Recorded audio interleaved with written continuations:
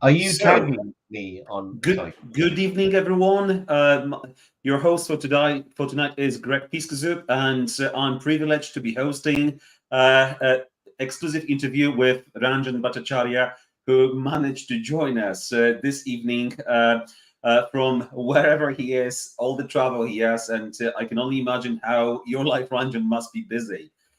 So a little bit about me. I'm entrepreneur. Started my career in corporates, set up electrical business. Now investing in properties, but yet don't have any commercial to resi.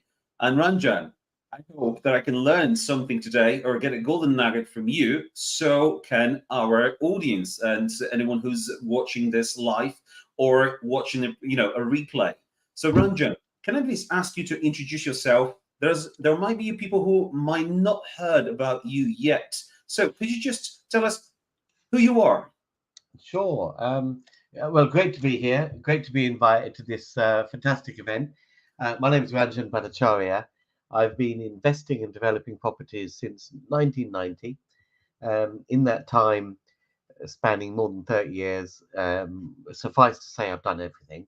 Um, the market always changes, conditions always change, and what you've got to do is adapt your strategy to deliver the best results for you in the current marketplace. Mhm. So, having done everything, single lets, all sorts of developments, HMOs, even the service accommodations, all sorts of stuff, rent to rents, done the whole lot. Quite frankly, now the strategy I'm focusing on is commercial to residential conversion, because I think that looking at the market conditions today, if you want to generate maximum returns for Mhm. the least effort and least risk, I think commercial to residentials are the way to go. And that's what I'll be talking about on the 30th with you guys in Heathrow. Exactly. So, for anyone who just joined us and who just watching this live now, so Ranjan is coming to join us at the 30th at the Asbiro Investors meeting in London, 30th of September. You can find the details below this video in the comments. And so if you're thinking, if you're already investing in properties and you're thinking of stepping it up, so you've got your buy to lets, you may have bought them a long time ago and they might still be profitable. You might face your remortgage and worry about how you can make your profits after the remortgage. So we have invited great people, and amongst them we've got Ranjan. Thank you, Ranjan, for your time and agreeing to come and speak at our event. And Ranjan, if some of our audience now live and later would ask the question, for example, you've got a wealth of knowledge and you've done it all. And why did you actually focus? So, what was the reason focusing, and why? If I say, are you the king of commercial to resi? So, how did you become to be? Why? Why commercial? What drawn you to it? Um, I started doing commercial, but the first commercial to residential conversion I did was in 2005. So it goes back a Mhm. long, long way. That was before permitted development, and that was before um, any permitted development came in place. And what I did is I converted a shop into a flat under full planning permission. And this was in London on the Holloway Road in North London. Now, the Mhm. reason I did that is because what I found at that time was that yields for normal residential buy-to-lets in London were falling. And while a lot of people were going up north to get better yields, what I found is that I could stay in London um, and do commercial to residential conversions and extract the same yields as I was getting in the years previously. And the reason for that is because usually, if you convert, say, a shop into residential use, Mhm. the the flat that you make or the flats that you make are not worth as much as a purpose-built flat round the corner in a residential street, but the rents are exactly the same. So if you can create something which has less capital value but the same rent or value, then your yields by simple maths will be greater. So that's what drew me to it. And of Hmm. course, we had permitted development in 2013, which just was fantastic because everything I was doing up till then was such a pain in the neck with planning departments, and all of a sudden it was PD, and then we had PD on steroids in 2021. And Hmm. now, of course, we've got Michael Gove and his planning reforms, which are set to be upon us in just a matter of months, which is really going to it's rocket fuel really to PD rights. Um, so, what permitted development rights, and I'll be talking about this on the 30th, more Hmm. details, examples, and all that sort of stuff. But what permitted development rights give you is the ability to not go for a full planning process. Um, you give it presumes that you have the right to convert commercial property into residential property, provided you meet certain checklist criteria. And if you meet those checklist criteria, you have the permission. So it's not up to someone's opinion in the planning office, or because with planning permission, you can get one case officer and another case officer with different views, and obviously different views from different planning authorities. With permitted development, it's the same thing across the country. There is no room for subjectivity or opinion. It is just fact. So that gives the developer certainty. And what we are entering into is an environment where, you know, all the planets are aligning to point to permitted development. We've Hmm. got PD rights that allow you to do a multitude of different things without going through a full planning process. And you've got commercial property heading for the doldrums. Because of course, we have an oversupply of offices and offices and shops, and Hmm. that and that's because of people shopping off the internet and people working from Well, a home. lot of them actually, sorry to interrupt, but a lot of those shops and those premises is actually vacant now because Yes, COVID, unfortunately, have caused and led to closing down a lot of businesses. it's one thing after another. First of all, it was COVID and these changing trends, and then of Hmm. course we have the fact that the recession's kicked in. Hmm. With the recessions always impact demand for commercial property. So you have d- vacant and defunct commercial properties going up and up and up. Every single bank branch in the UK will close by 2028. We have a list of, and if you come to the event, I will Hmm. actually give you guys free of charge a list of 500 plus bank branches that are shutting down over the next 18 months in the UK. You know, um, If you're in, if you're on the market to to buy banks and convert them to to resi, or convert them to and make it profitable business, you want yes, to come and join us at the and event. it's not just banks, betting shops, and department stores, and any shop that sells products is defunct. Offices, people are working from home. People don't need as much office space as they did before. We operate a serviced office building in St Hmm. Albans, and someone will rent a four-person suite from us. And when you go to their website and look at their About Us and look at the Our People page, you'll see the firm has 20 people. They're not all crammed into a four-person suite because they're not there every day. Um, Absolutely. that's the way people work. So we've got Hmm. a massive oversupply. Recession is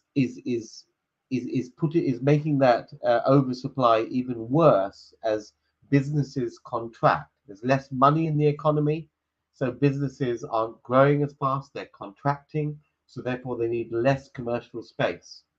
So Um, would you say, because you've mentioned recession, would you say that that's where we are now?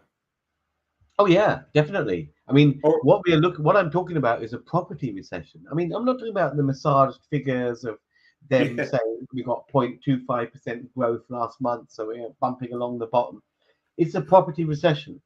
We're okay. transitioning from a buyer's market to a seller's market. and that's opportunity for you guys. Also, interest rates have gone up so much, and Hmm.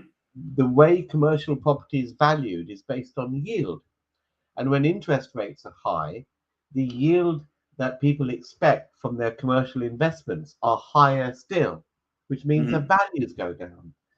So there are all sorts of reasons for why the values of vacant commercial properties are in the doldrums. Um, in the last recession, 2008, commercial property values fell by 60%. Okay. Residential property values didn't fall by anything like that. And So, we've got a first question, Ranjan. yeah, yeah, Can anything stop this? All these all these different properties that are available on high streets. And actually not only on high streets, but there are generally lots of them that we can convert to blocks of flats to any other use yes, than commercial. Uh, is Article 4? Should we be worried about Article 4 coming? Because a lot more councils now want to introduce this Article 4, and Article 4 revokes the PD rights, but doesn't of course, revoke the PD rights. of course. But the thing is, right? Um, yes, councils are fighting back. It is getting harder and harder to actually for a council to get an Article 4. But the thing is, it's not then to say, well, Article 4 will come in. First of all, they Mhm. have to do a consultation process. Then they have to put in an application to the Secretary of State. Um, then the Secretary of State has to decide whether to find in favour. And then if they do, the council has to put the public on 1 year's notice before it comes into force. Mhm. So yes, you may get an Article 4 in your area, but there's still time to play, learn this stuff, and get out there and play. Now, So just to yeah, summarize what you just said there, Ranjan, sorry, but it's very important because people might not realize it's the speed of action. Ranjan just said, yeah, exactly. it's not easy for the council to do it as we think because we don't know what we don't know is how much they've got to actually do to get that Yes, approved. yes, And if you're staying plugged in, going and joining events like we are organizing, listening and following Ranjan on his social media, this information is free of charge. This is being given to you not today live. It's listen to what people say and act on it. So wherever you are in England or in terms of the Article 4 area, just find out what is happening. Because if you buy property today before the Article 4 area kicks in, your property automatically will jump in value after introduction of the Article 4. So exactly, golden exactly. nugget So there. much opportunity. And remember the new PD that's coming in with Michael Gove's consultation paper. If planning authorities want to do Article 4s on that, they'll have to apply again. Yeah, they'll have to apply to exclude from those new PD rights that are coming through. So remember, when they apply for an Article 4, it has Hmm. to be Article 4 just means the council is excluded from a PD right, but you have to apply for a separate Article 4 for each permitted development right that you want to be excluded from. And they can't apply for exclusion before the permitted development right comes out. Hmm. So get in there and have fun, make hay while the sun shines. Exactly. So what we've already been told by Ranjan is a speed of action. Act on Yes, it. This information is free of charge for you today, and councils do fight back. They want to yes, restrict, they want to have more control over it, but you can go in and get it done. And these properties are valued cheaper, and next year that might be completely different. So go and do it. And Ranjan, you also said that these properties are but so it's more effective to buy commercial than to buy residential property. And you've also indicated that how does the bank value a commercial property? You kind of indicated on it. Is well, yes, they value commercial property differently, but hmm what you're looking at is your exit. hmm If you were to buy residential property at the moment, um, yes. fundamentally, residential property ain't going to go up in value for 6, 7 years at least. So you've got to buy it below market value and significantly below market value um, to lock in some equity. When you buy commercial property, I mean, you will be able to get residential property at 30% below market value. Hmm. You will be able to get commercial property at a price per square foot, which is a third or a quarter of the value per square foot as if it was residential. So in terms of financing, remember it's stepping stones. You take some bridging finance to buy the property, or you may secure it on an option agreement. And I'll talk about this, how you can basically secure sites with very little or no money Hmm. on the 30th. So you secure the site, you buy the site with some bridging. When you've got the permitted development, you can get development finance to build it out. And when it is residential, then you get a residential loan, a multi-unit fully freehold block loan on the residential building. So it's different loans that you need or different financing you need at different stages of the project. And But we'll based, talk about that on the day. so yeah, so join us on, remember, join us at the event. About Ranjan, there's a various people that would come on, come and join us at the event live. There would be a various, audience who would watch this later on or is watching today. And as I said earlier, some of them just at the very beginning, some of them are very experienced. But even the experienced guys, investors, they might be scared of of maybe a fear of actually going and buying those properties that are in the region of 1 million plus. And would you advise to look at those properties? And if so, what would be the reason why to look at them now? I mean, I think with commercial to residential, if that's where you feel, start small. It all depends on what you've done before. Start small, prove the concept, and then go bigger. Okay. If you have done something like a 5-bedroom HMO and you put en suites and everywhere, you know, the difference between doing that and doing 4 or 5 flats as a conversion of a commercial building ain't that much, quite frankly. So Hmm. I think a lot of people do not understand how much skill they've actually got, particularly if they've done some kind of development with residential property. They don't realize how transferable that skill is. Um, and in terms of scale of project, I wouldn't go and do a project that's 20 flats or something straight off the Hmm. bat. Do 2, 3 flats as a first project, prove the concept, because you can lose a lot of money through ineffective project management, not because the deal is bad or you've done your figures wrong, but simply that you can't tie up things in a timely manner to make it sort of fully profitable. So and the thing with projects is the larger the project, the more mistakes are amplified. The impact of Hmm. making a mistake is amplified. So get the whole thing to work on a smaller deal. And there are plenty of things like shops and uppers where you can do 2, 3, 4 flats. Um, and those I believe are the deals to go for to get started, prove the concept, and then go bigger. So thank you.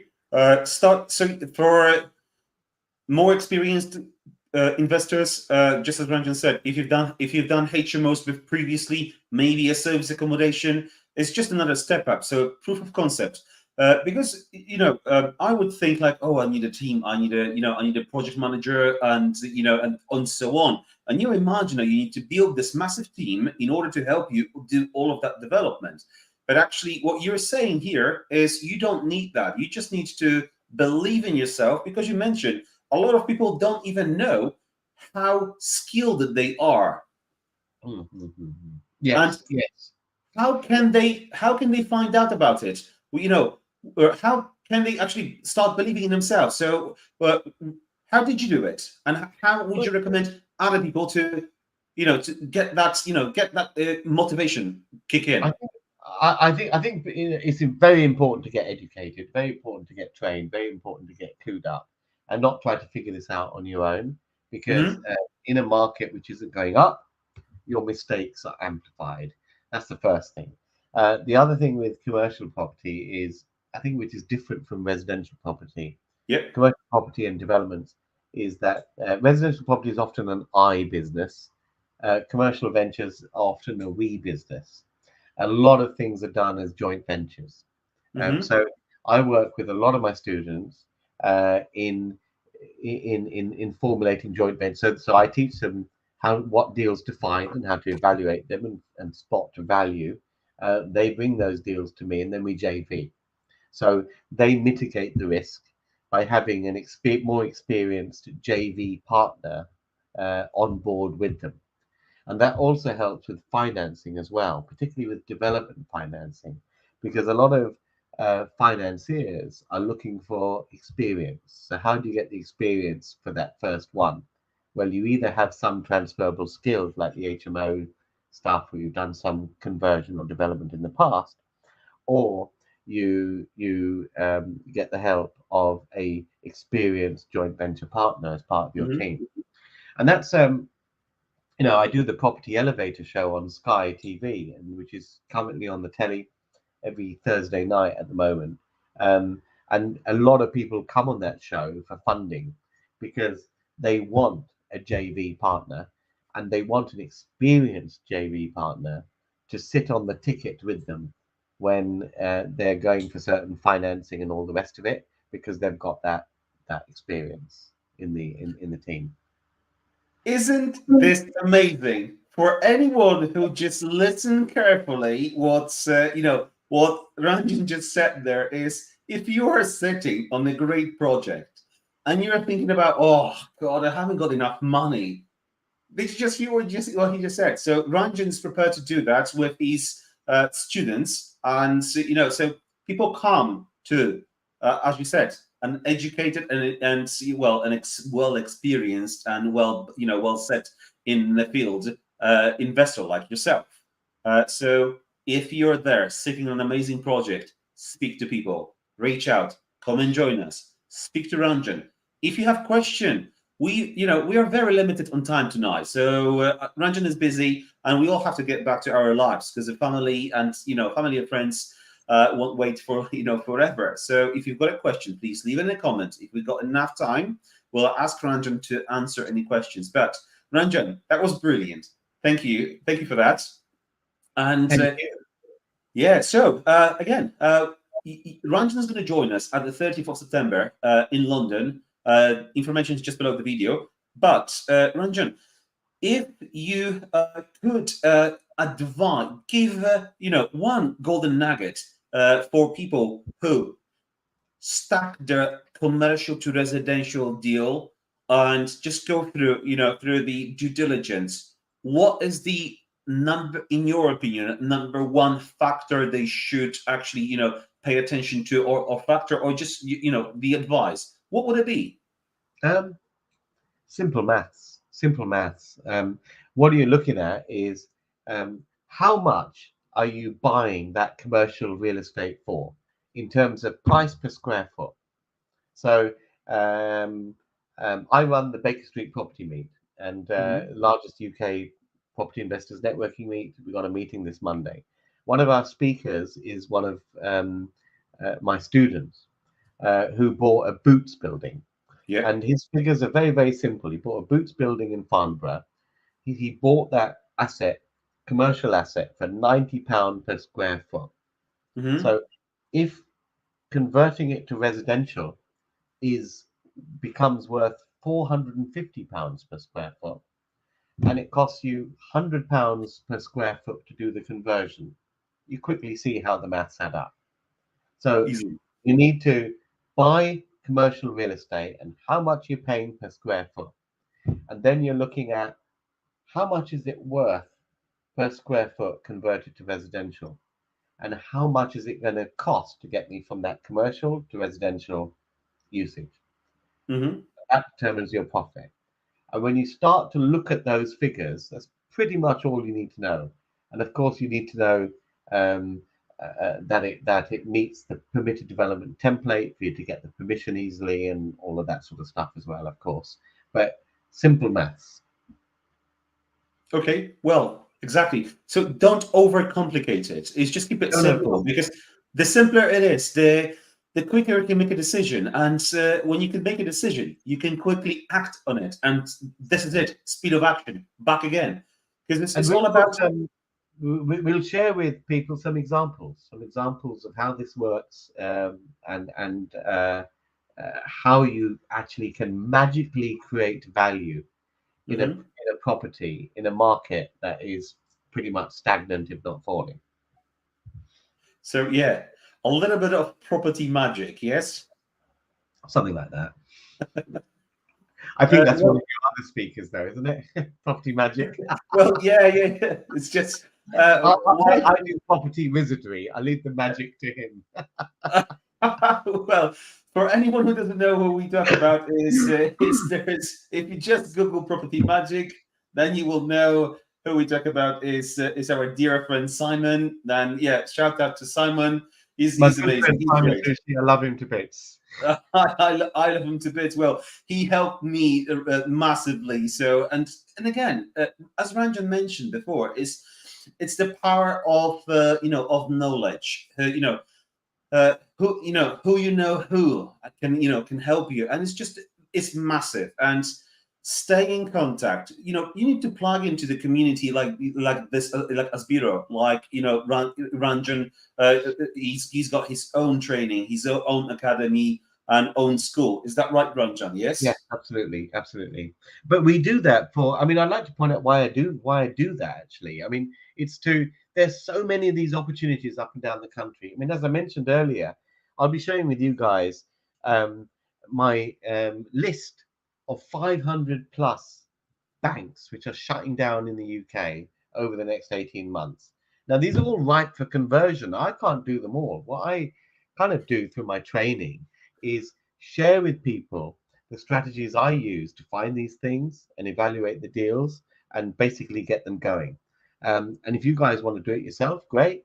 But if you want help in that, then we're here to JV with you, partner with you to get that project done. And really, that's what leverage is all about. Because I believe this is a once in a lifetime opportunity um, to mop up this oversupply. Because the great thing, I mean, one thing we haven't addressed, Hmm. what's property all about? Location, location, location. If Okay. you take established commercial buildings, they're often in prime locations. Think of any high street bank, Barclays, NatWest, HSBC. Where are they? Are they in the middle of nowhere? No, they're right in the center of goddamn town. They're already fantastically located. Location, location, location is covered. Well, it's one of the fundamental pillars or foundation of property investing. So your foundations are very, very solid when you're following this strategy. And I think it's a once in a lifetime opportunity to land grab in really prime locations, which you Mhm. don't often get. So, Ranjan, what you're saying is, if I, for example, I've done HMO before, and Mm. so there's no difference really for me to go and buy a bank and convert into a resi. Um, well, I wouldn't say no difference exactly. I would say you have a huge Yes. amount of transferable skills. If you think about if you're doing an HMO with ensuite bathrooms, Hmm. what is really the difference between an HMO with ensuite bathrooms and doing four flats? Well, really, you're putting in kitchens and you're putting in a little bit of sound and fire insulation Yeah. between the units. But fundamentally, the build project is not that much different. Hmm. Um, so I think it's taking transferable skills onto this sort of project. And the risk, if you think about it, of a conversion is far less than a new build. Because Yes. remember, you're dealing with conversion. That means the foundations are there, the walls are there, Hmm. the windows are there, the roof is there, the fabric of the building is there. You're doing internal reconfiguration. So the risk is less. And also the time scale to finish and execute and complete a deal is less. And time's money, of course.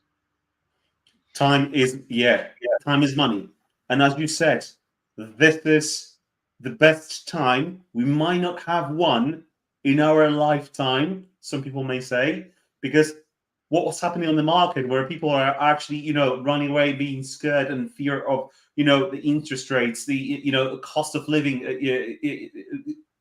rise, and actually, this might be the single best time to actually invest in a And property. you Would you know why agree? it is? You know why it is? I mean, I'm going to sound like a right old fogey here and a right old fart here, Go but on, we'd like that. Come on. you know when old people they say, "In my day, we didn't have it with you people." You know, in the last recession was 2008, 2009, and commercial property fell by 60% in the Mhm. last recession. Now, at that time, there was no permitted development rights for converting commercial properties into residential.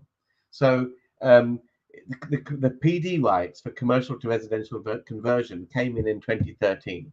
So back in the last recession, in my day, when I was a lad, Mhm. we didn't have these PD rights. We had 60% fall in commercial values, but we had to take a lot of risk and buy these properties and then go through the full planning process to convert them into alternative uses. You guys have it easy. You're going to have this massive property recession. We're already getting into a buyer's market. Next year, we're going to see falls in commercial values of the same kind of magnitude. But you Mhm. have these PD rights on absolute steroids, which we never had in the last recession. So, we've never had a recession with so much opportunity for repurposing defunct buildings before. Well, absolutely right. I'm just checking if we have any questions. No, the team is managing the chat. So if you have any questions for Ranjan, please leave them in the comments. But Ranjan, on that note, when you just lead on to in my days, actually, I just want to refer to that. What was the best piece of advice you've ever received in your career? Um, oh wow, that's a very very good question. Mhm. Focus on the numbers. Let the numbers do the talking. Don't get Okay. emotional about anything or anything like that. Let the numbers guide you. Um, and I think that advice is especially suited to right now because I think um, people often say to me, um, um, if the asking price for a property, it doesn't make sense. Hmm. And what I say is, well, work out your numbers, work Yes. out the end values, work out the cost of getting to the end value, work out the cost of financing, work out the cost of or the amount of profit you want to make, and work your way back. And that determines the maximum price you can pay for the property and offer that. Let the don't I think people come up with offer prices on properties. Really, they just look at the asking price and take off 5-10%. That's a negotiating position. No, Yeah. work out what the property is worth to you.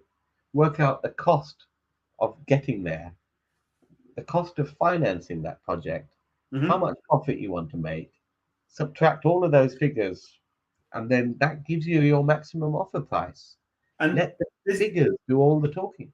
this is, as you said, it's a simple math. And actually, in fact, so Ranjan, as you said, you are one of the dinosaurs. I'm just changing, changing words, but Ranjan's done it, for over the years with pen and pencil, calculator, and these days there is software available that will do this for you. And actually, AI can do this for you. All you will have to do is just give them, I'm looking for a home, so on. And so it's really, I would say it's easier to invest in the properties today with the current market condition than it was ever before, considering the numbers. Absolutely. And I think there's another aspect to this. I compared this to the last recession in 2008, 2009. In that time, we had no PD rights for commercial Yep. conversion. And of course, that last recession was called the credit crunch, which meant Yes. that pretty much only very experienced um, people could still get financing. Most people couldn't get financing. Hmm. Here we have a recession where, of course, you've got the PD rights, which are phenomenal, and they're increasing them as well. But you've also got a situation where you've got access to funding. Hmm. They're, I mean, of course, we provide funding to our students and all of that, but in the marketplace, there are plenty of funders out there, um, for bridging finance, for development finance, and exit finance onto long-term buy-to-let. So that is available. In the last recession, called the credit crunch, that was limited to a small handful of people.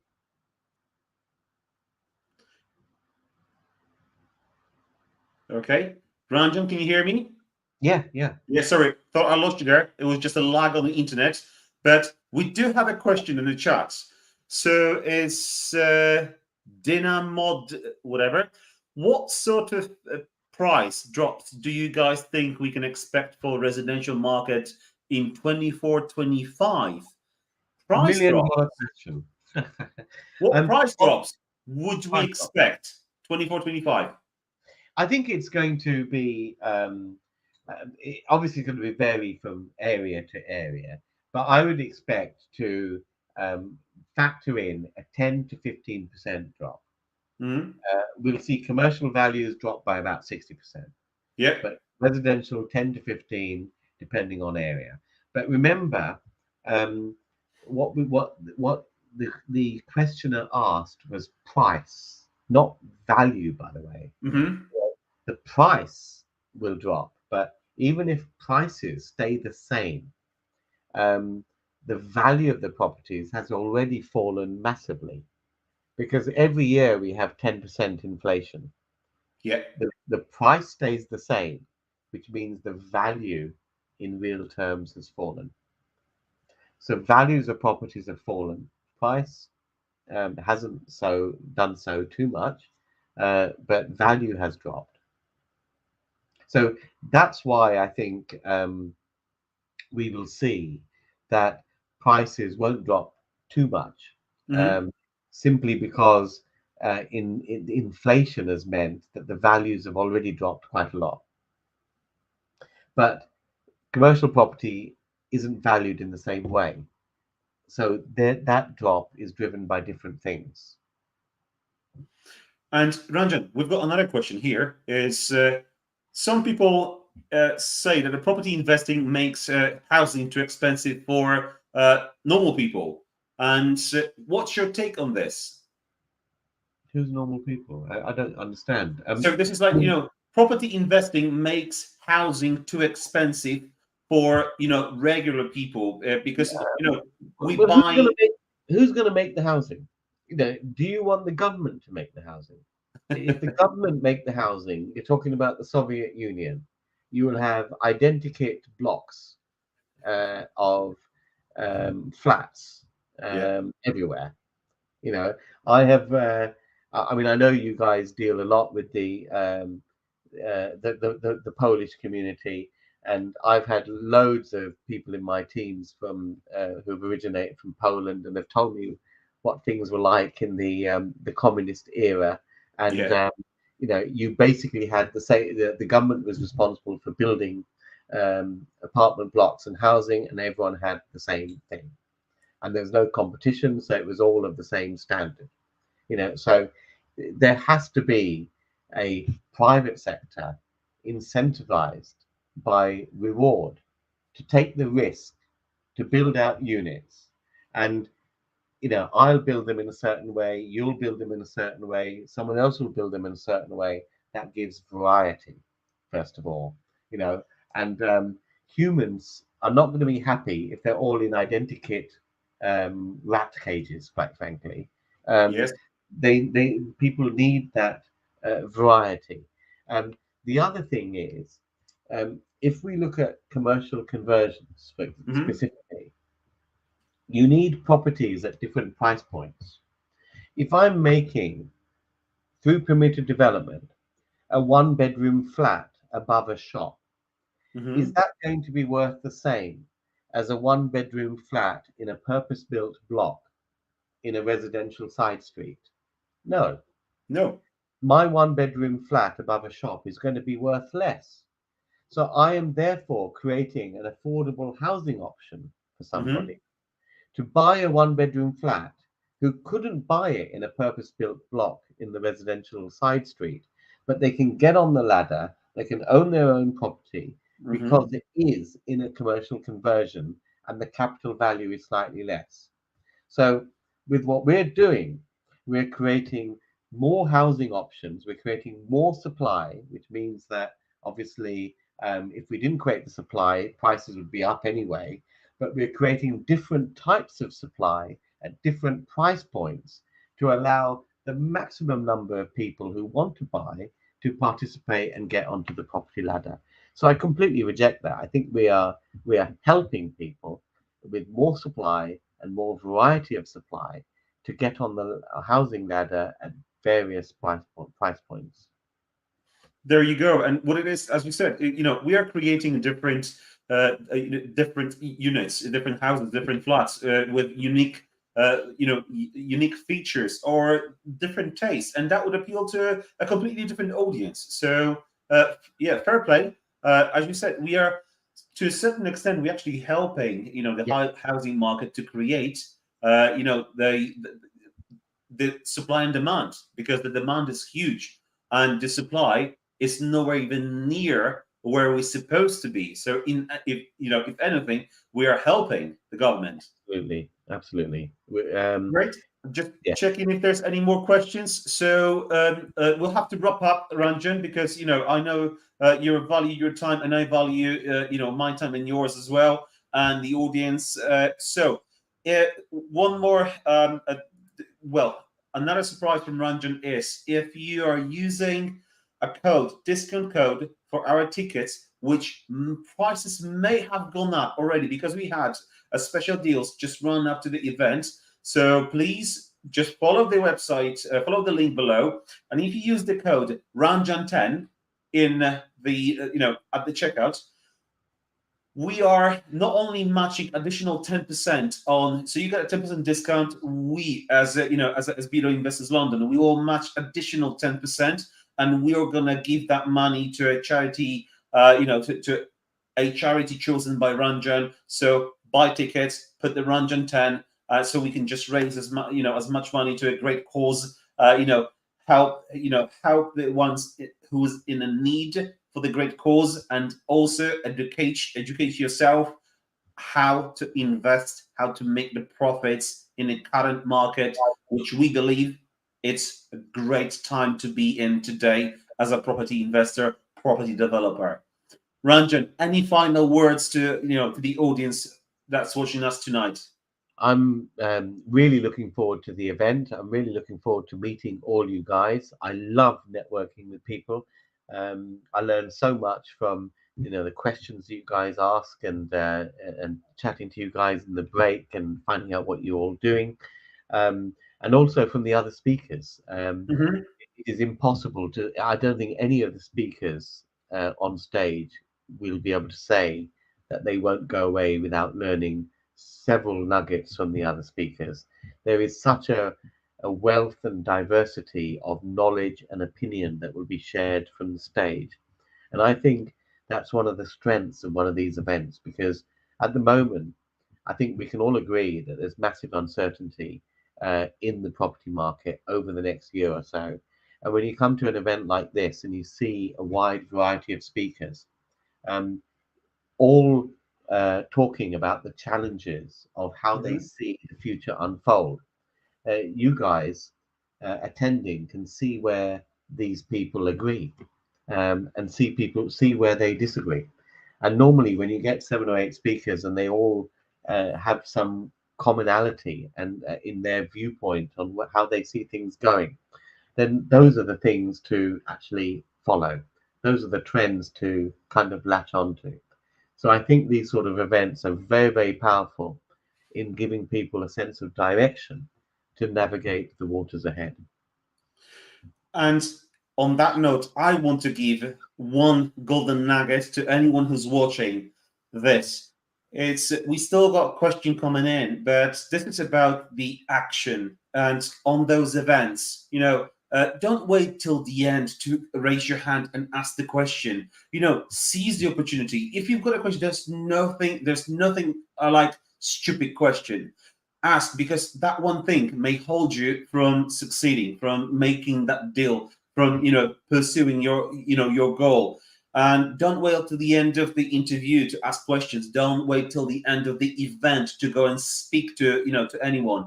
But when you come and join us at the end of the month, 30th of September, make sure that you're going to seize the opportunity. Come up, speak to me, and speak to Ranjan, speak to anyone who's going to be presenting at on the event, because this is what it is: the power of networking, the power of events, learning, from one another. This is where the knowledge, the connections, this is where people in your life help you and will motivate you to make that change. So, Ranjan, thank you so much for your time. I can't wait. I'm super excited because it's just like, at times I'm running out of taking, of paying attention, taking notes. I'm sometimes even recording the events so I can listen back later on when I'm cycling, for example. And so that's my advice to you guys. Ranjan, thank you for tonight.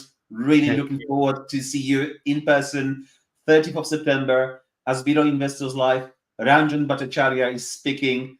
Come and join us. Ranjan, thank you so much. See you Thank you. soon.